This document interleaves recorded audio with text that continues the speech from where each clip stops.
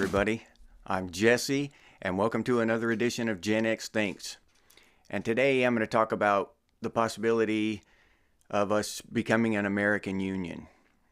Do we want it? Is this a good thing? Should we be looking forward to this American Union? And I've seen some stuff since I made the last video on criticizing Trump's decisions about Canada and Greenland and Panama. And I've seen some more stuff. And I've given it some thought. So I'd like to detail and give you some more insight as to why I believe this is a bad thing. Now, everybody's free to form their own opinions. I'm just letting you know where I'm coming from and trying to get people to think, as I always do, hopefully. I definitely try to. All right, so let's take the number one thing here, Greenland. They're talking about purchasing Greenland, okay? Trump wants to buy Greenland, just buy it. Now, right off the top of my head, who's going to pay for it? Is Elon Musk and Trump going to come out of their pockets and pay for Greenland? How much is Greenland going to cost? Now, Elon Musk just bought Twitter, an app on your damn phone, for $46 billion he paid. So how much will Greenland cost? A couple $100 billion? We sent hundreds of billions over to that war in Eastern Europe. Hundreds of billions. So I can't imagine how much. Maybe $1 trillion they'll want for Greenland. I don't know. No idea. But my point is, who's going to pay for this? And we all know who it is. It's me and you. We are going to pay for it. It's going to raise our debt. It's going to raise our taxes. It's going to create inflation, printing this money out of thin air, borrowing this money from the Federal Reserve, the privately owned bank that runs the United States, and then paying it back with interest. So I don't believe, unless somehow ICE becomes very valuable in the next few years, then Greenland is not going to pay for itself for the foreseeable future. I don't know how many reserves of oil or whatever they have, diamonds or whatever it is, their natural resources up there, but they don't have enough to just pay that $1 trillion back or whatever it's going to be in a year or two. It's going to take decades, if ever. So that's the number one problem I have with buying Greenland, just right off the bat. Now, along with Canada can be included in this second part of my argument, is that all the bureaucracy. Now, you think about that. Yeah, Canada can just come over and be part of the United States. Greenland can just come over and be part of the United States, right? Except that all of their political and all these other types of infrastructure have to be integrated into the United States, have to be changed over to the United States, okay? They've got to get Social Security numbers. They've got to get, all this other stuff, United driver's licenses, all this stuff. And that's going to cost money. And who's going to pay for that? Us. Me and you. All this stuff isn't just free. This stuff doesn't just materialize. Then on top of that, you and I both know that there is going to be corruption in all this. All this money flowing out of the American government, out of the American slush fund or whatever you want to call it, to pay for all this shit. As it trickles down to the Canadian branch of government, whatever, to disperse, people are going to be taking their handfuls of it and paying off politicians with it and all this shit. People are going to get rich, stinking rich off of this shit. Politicians, scumbags, crime lords, we're going to be robbed. And anybody who envisions that this is just going to be a happy, easy transition and no one's going to be affected, it's not going to cause any problems anywhere, you're fooling yourself.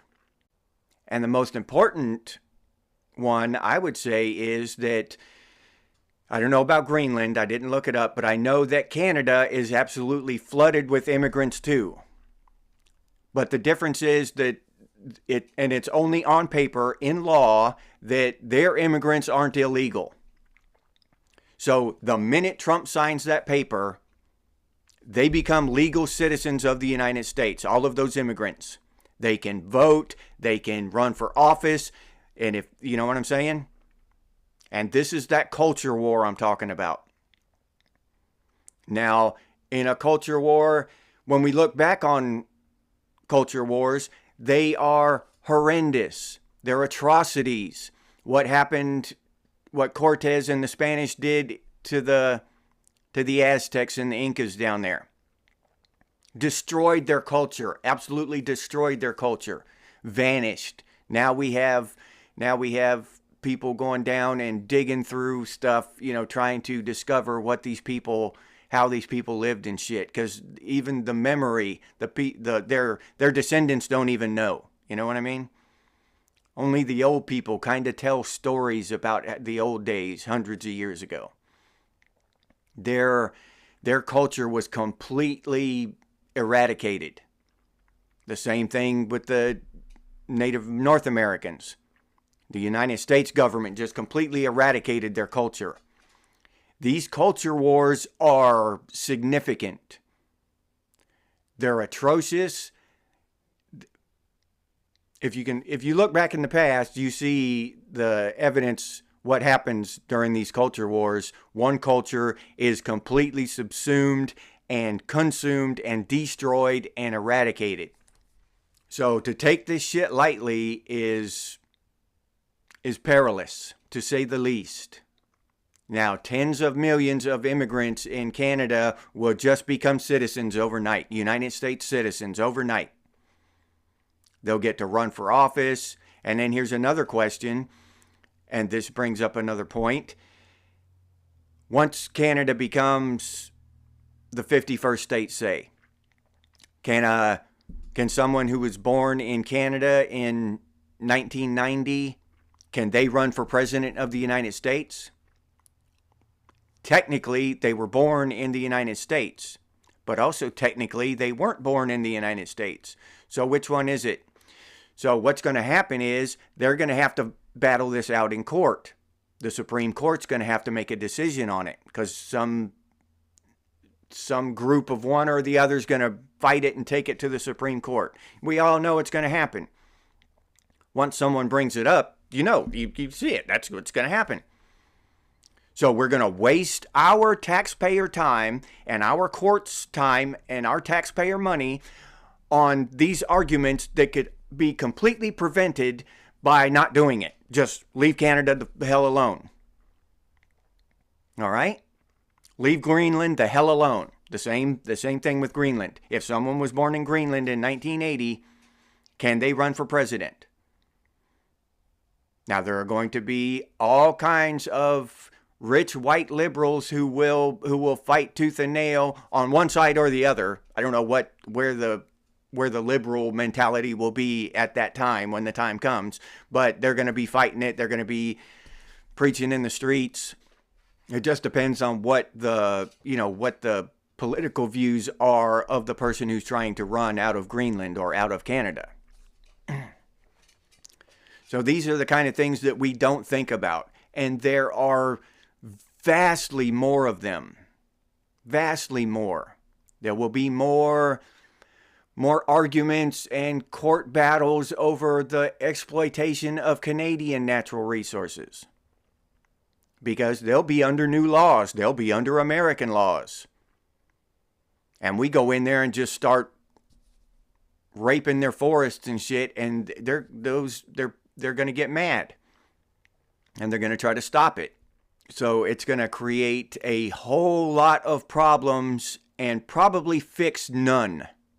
I really can't think of a problem that it would fix. Now, Trump says that Canada is basically on the welfare system to America. We're paying all their bills. Okay? Well, adopting them isn't going to fix that. Cutting them off will fix that. Stop paying their bills. Make them pay their own bills. If that's true, which I don't know. I have no idea. If that's true, then let Canada pay their own damn bills. That would fix it.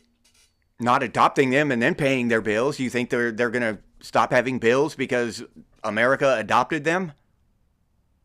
Their bills are just going to magically vanish? All their debt is magically disappeared?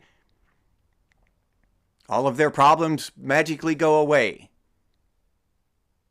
Because no, their problems just come to America and add to our problems. Now we've got a whole bunch of problems. Because we never fixed any of ours.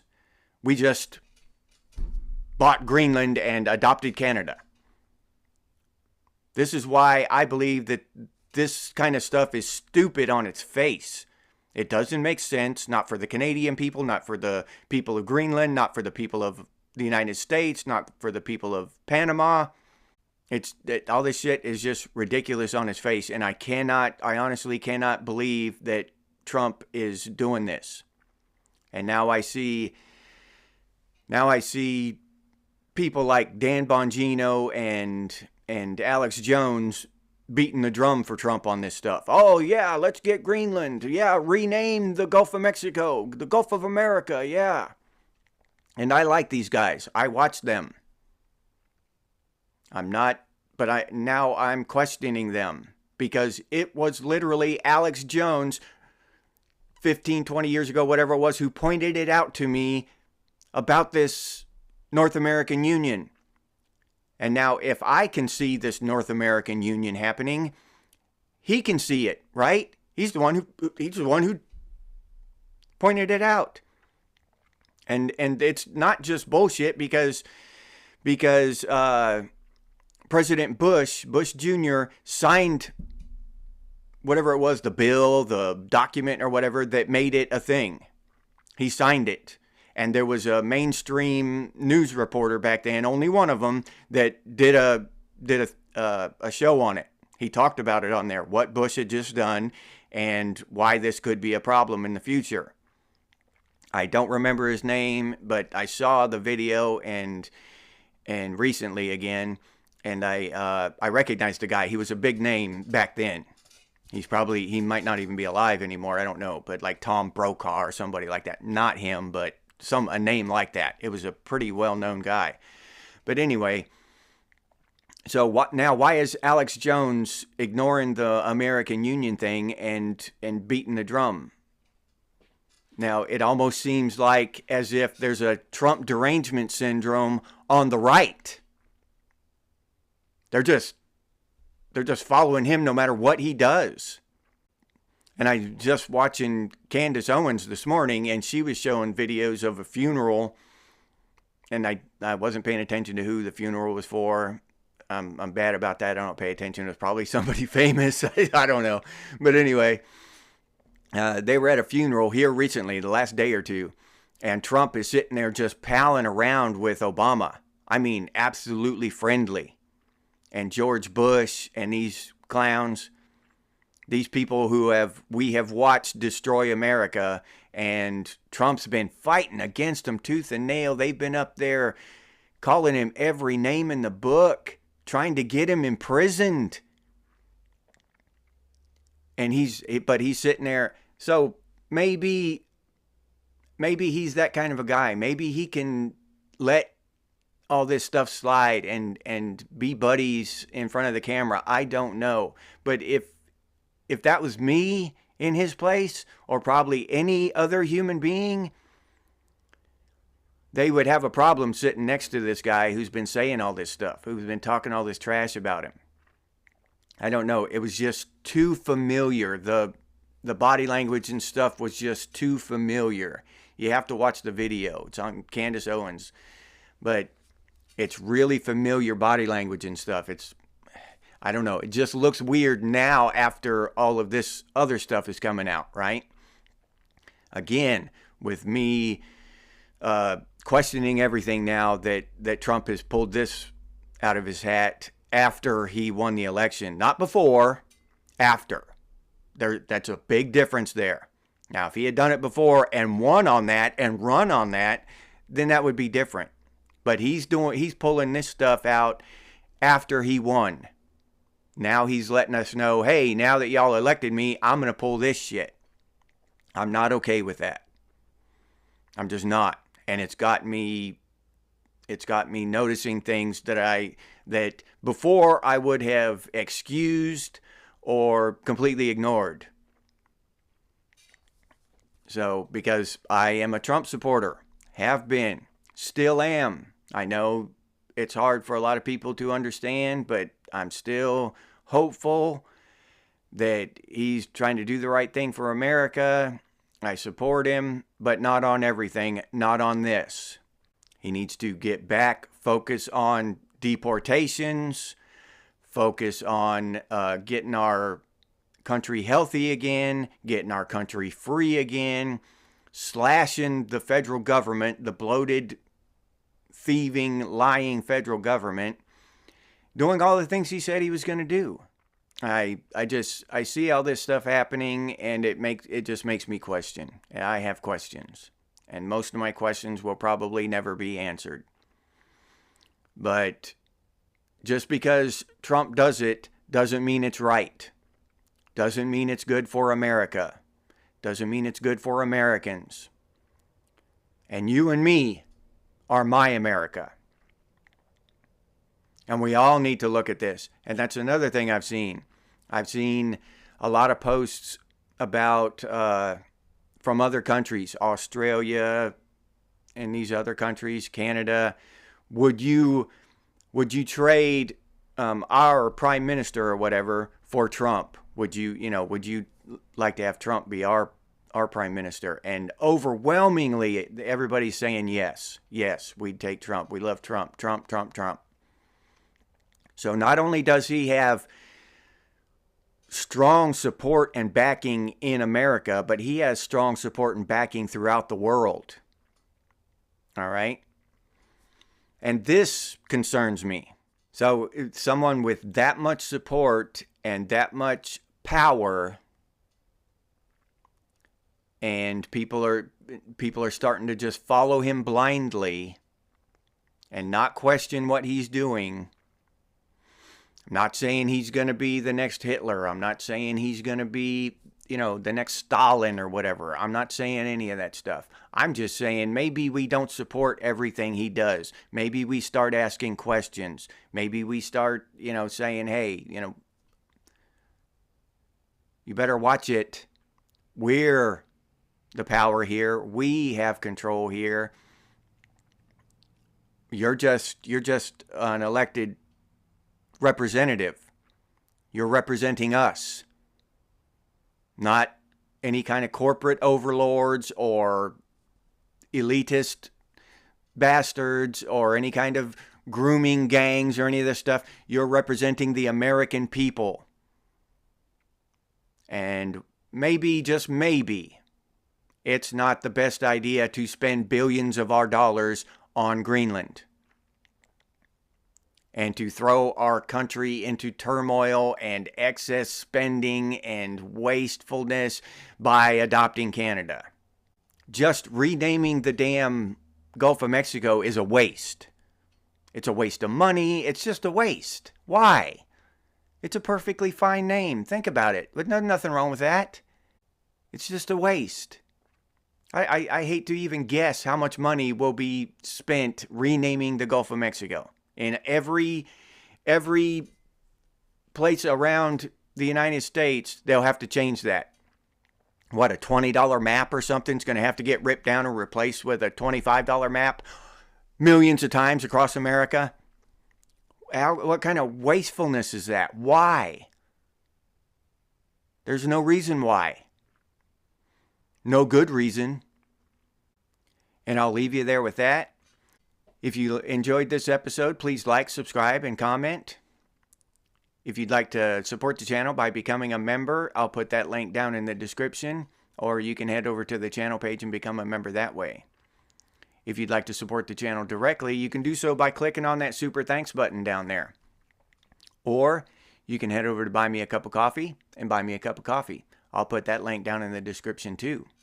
If you're interested in Gen X gear, you can hop over to Redbubble and check out what we have over there. Pretty cool Gen X things and Gen X branded stuff over there. But I'll put that link down in the description as well. If you can't or don't want to support the channel in any of those ways, you can always do so by sharing these videos on your social media. That helps out a lot. Thank you very much. I sincerely appreciate it. If you have any ideas for future episodes of Gen X Things, please put those down in the comments. Or you can head over to the channel page and email us from there.